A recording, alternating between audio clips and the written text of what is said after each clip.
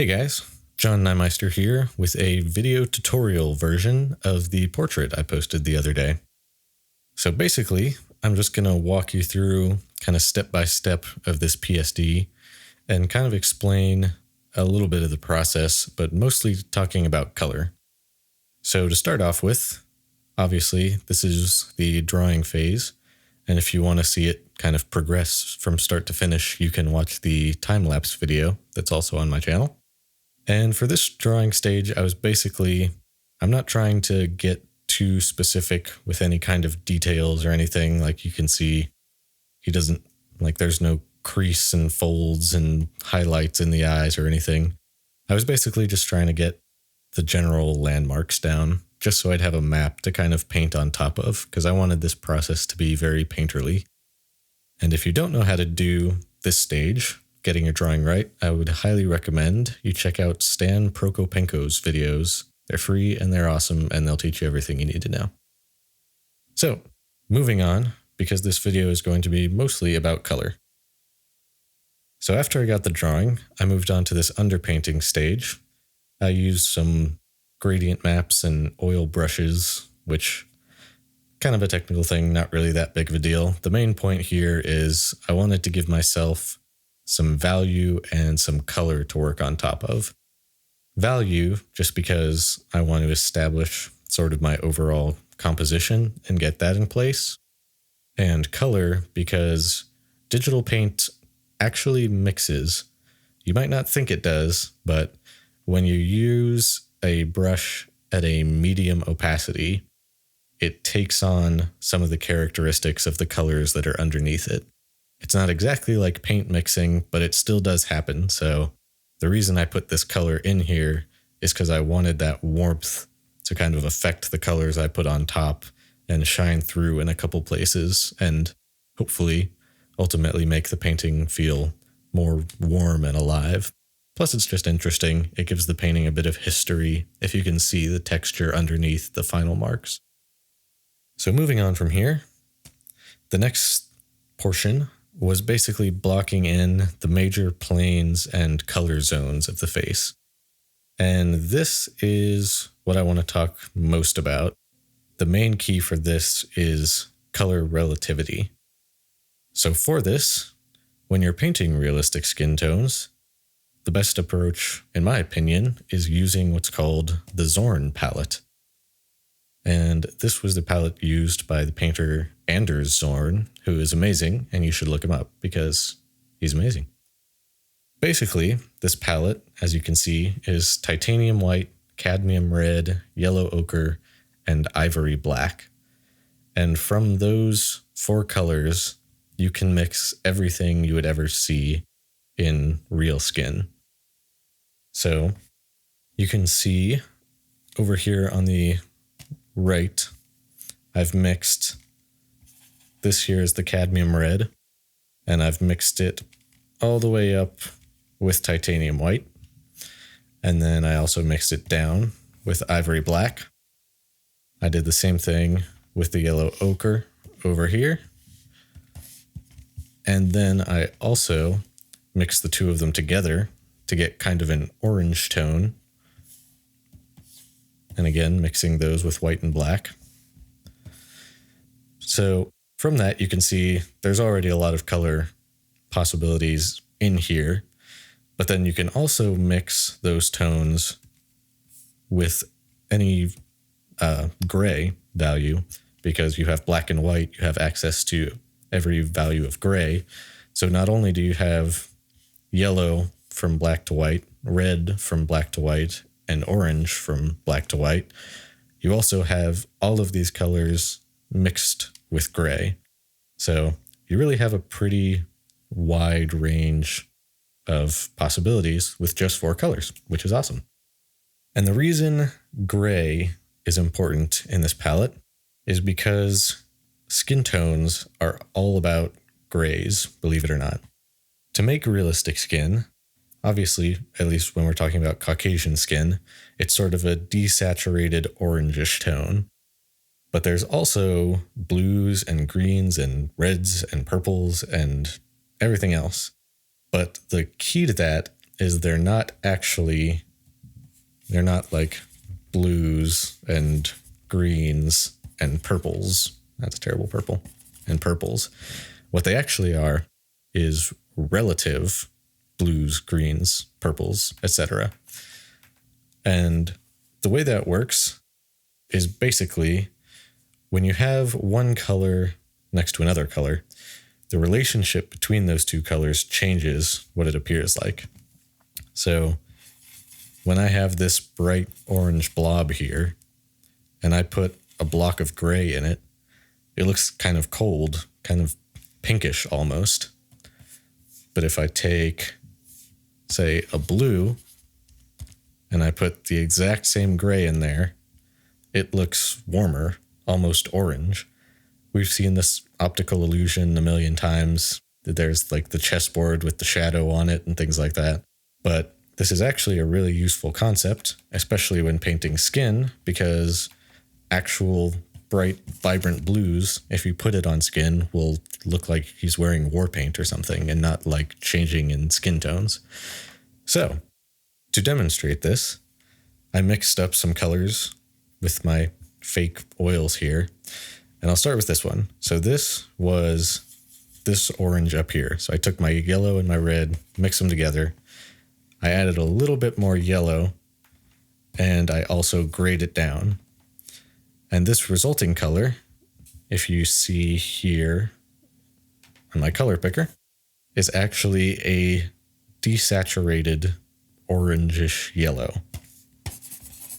It's a very weird looking color.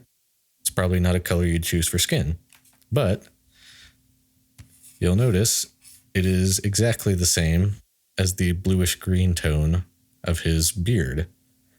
And the reason it looks bluish green, even though it's actually orange, is because it is right next to all these much more vibrant orange and red tones. And so relative to those, it looks much more green. And another way to demonstrate this is simply with your color wheel. This is a very quick and terrible color wheel. We have our complementary colors across from each other. And in the middle of all those is gray. And so if you take an orange and you make it more gray, you see it's moving towards the center of the color palette. And it's also moving towards blue, which is its complement. If you take yellow, move it towards gray, it starts turning more purple. Red starts turning more green. Now, this isn't exactly how it works when you're painting skin, because it has to do with all the colors that are around it. But the point is, when you take a warm color and move it towards gray, you're moving it towards cool. So it will appear cooler next to warmer colors. So just for demonstration's sake, I did this a couple more times. I took sort of the light yellow ochre, and the light orange, and I mixed those together. And that is the highlights on his forehead. Same 4 colors. This bright yellow is made of the same 4 colors as this dark green. They're just different values and saturations. Did the same thing over here. This one is just the orange and the black. And that is the color of the shadows on his nose and under his eyes and things like that. Then this one, I took sort of a medium range red, and I mixed it with a gray of the same value, and the resulting, quote, purples are the tones in his lips. And obviously there's a bunch of them. Some of them are more red, some of them are more gray, but the combination of them, we get this whole intricate palette of warms and cools, reds, yellows, oranges, greens, blues, purples, and pinks. And they're all in the orange spectrum in just varying values and saturations. So, enough rambling on that. let's move on. Hopefully that made sense. If it didn't, feel free to ask any questions.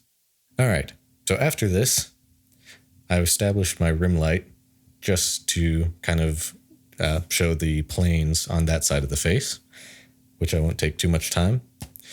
And then I started rendering the features. And I want to point out, since this video is mostly about color, just some of the colors that were involved. So right here under his eye is a really good example. So we have our normal sort of yellowish orange skin tones, but then we also have a green right here and a red right here and more of a pinkish red right here and more of a purple right there and then a green right there and then sort of a deep reddish purple there. This is kind of a neutral grayish, kind of blue, but not exactly. And so you can see there's all these different colors just in this one area underneath his eye. And that right there is the key to realistic skin tones. And if you look at this, start observing people in life and in photographs and all that stuff, it is actually there. It's not, it's not exaggerating for art's sake.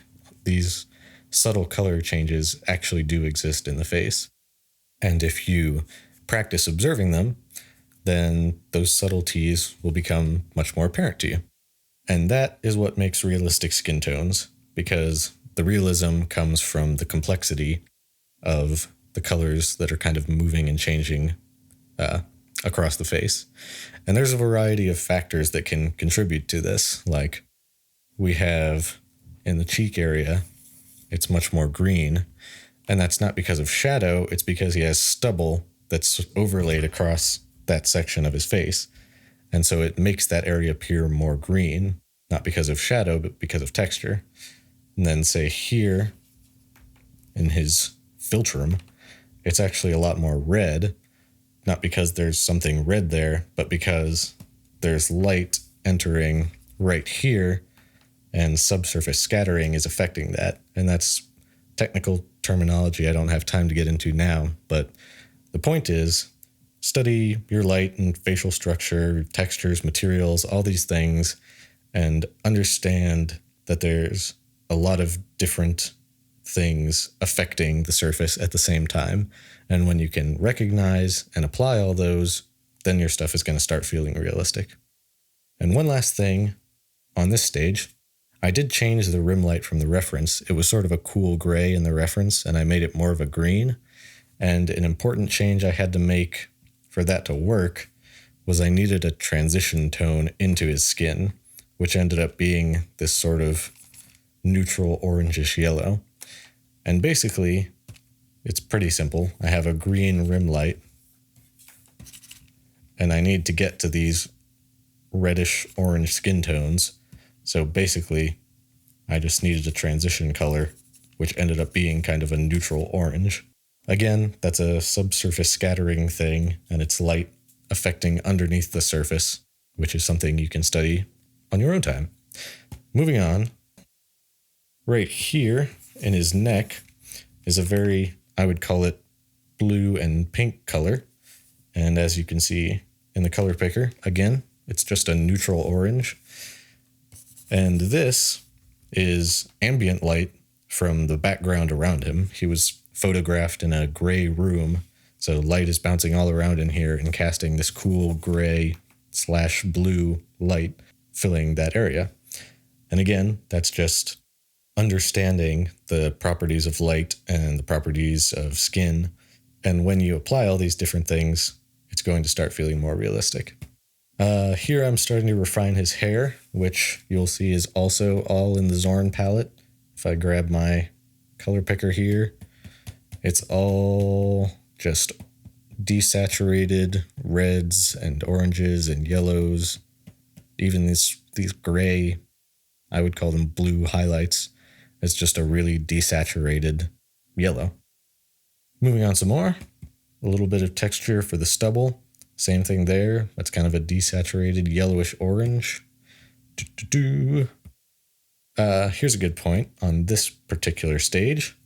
So I'm refining the jacket, And an important point here is these black areas are not actually black. If I eyedrop them, open up my color picker again, you'll see it's actually a very saturated red at about 10% value. And that's just somewhat a style thing, but it's also kind of a real thing in that pure black almost never happens, and it looks like an empty void, because that's the only time it really does happen is in space where there is no light.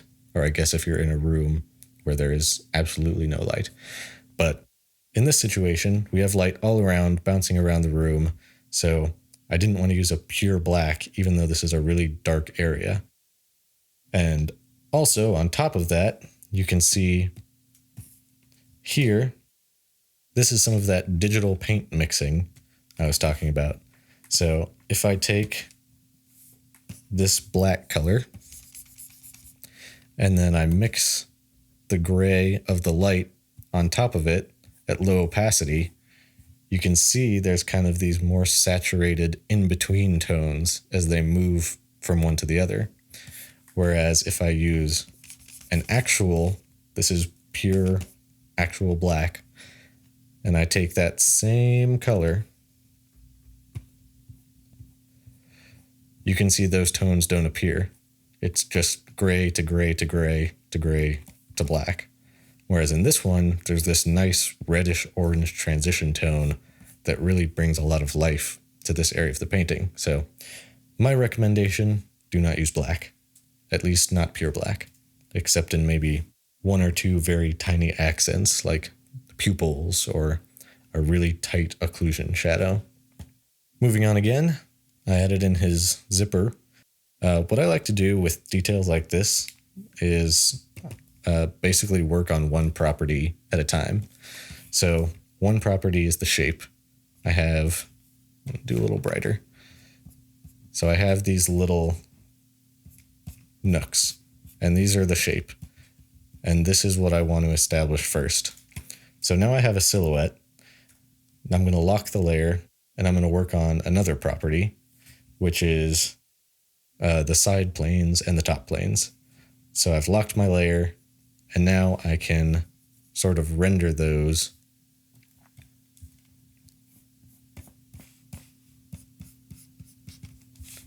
And now it's starting to feel a little bit more realistic. But then this zipper is also kind of twisting and turning through space, and it's in shadow from his jacket in certain points. So then I'll lock the layer again and render sort of its overall form. So whenever you have lots of little nitpicky details like that, I usually recommend that kind of process. Work on one thing at a time, get the shape right, get the form of the object itself rendered, and then render an overall form if it's sort of moving and transitioning through space and over time. On to the background. So this was an important change. You can see, obviously, I made it more of a neutral gray like the original reference was. I originally wanted to leave this oil painting look just because it looks nice, but that color relativity principle we were talking about earlier also applies in a compositional sense. So because his skin is very desaturated yellows and oranges, next to this extremely saturated orange, his skin looks very cold and gray, which isn't usually what we're going for when we're painting skin. So by flipping that around and making the background gray instead, now his skin looks much more vibrant and saturated and alive, even though we didn't change anything on the skin itself. So something to be aware of when you're painting your background. It's not just this separate entity. The whole painting works together, and it's all about the relationships of one thing to another. Moving on again. This is a little trick I sometimes do if I want to get if I'm having trouble getting a color. So I put these sort of bluish highlights on his cheeks, but I was having a little trouble just selecting the right color. So I'll usually do this not so much when I'm doing studies, but I'll do it in my own work just because it's faster. But if I know I want a blue highlight, I can grab a bright blue tone, use my brush at a low opacity, and then if I eyedrop sort of with those in-between colors, you can see I got this, again, desaturated yellow color. And if I paint it, undo that stroke, and then paint it on top, you can see I actually get some nice blue, cool tones. So if you're having trouble getting a relative color, you can try this trick by using the actual color at a low opacity, eyedrop the in-between, and see what you get. Again, it's better to do it by hand, but this can be helpful for time's sake and for learning if you're having trouble getting those colors. All right, about to wrap up here. I did a little bit more painting on his stubble. Put in his necklace with the same process as the zipper. Tweaked a few edges. And then at the very end, I put in some effects using a gradient map, which basically, I'll show you. It applies this gradient of color based on value. So all the blacks are replaced with this blue, all the mid grays are replaced with this orange, and all the whites are replaced with this yellow. And obviously it transitions in between. And then what I do with that is I set it to soft light at a very low opacity, like 30%. And that just kind of, I do this on pretty much every painting. It just kind of ties the thing together. In oils, you might do this with a final glaze, like a really light, like super transparent glaze over top of the whole piece. And it just kind of brings everything together. Then on top of that, I did some cheap digital tricks. I did a bit of glow and vignetting and a bit of levels, all for that same thing, just to kind of push the colors and bring the piece together as a whole. And then at the very end, I used a lighten layer because those adjustments made some of his shadows a bit too cold and blue. So just over top of that, I used lighten to kind of bring some warmth back into them. And what lighten does is, it does what the name implies, it only lightens things. It doesn't darken anything. So if I take a mid-gray color, so this is the color I'm using. It is lighter than this gray, but it's darker than the highlights in his cheeks. So you can see it'll lighten that, but it does nothing on his cheeks. So that's a nice tool for adding, or a nice blending mode for adding subsurface scattering and just kind of tweaking your values. If an area is getting too contrasty, you can see earlier here, I used a lighten layer over his ear and cheek just because they were getting a little too high contrast and felt a little bit muddy. And then the very last thing I did was add a little bit of blur with a mask. Nothing special. I just kind of wanted to bring some more focus to his face and downplay areas around the edges. So nothing fancy, but that about covers it. Hope that was useful.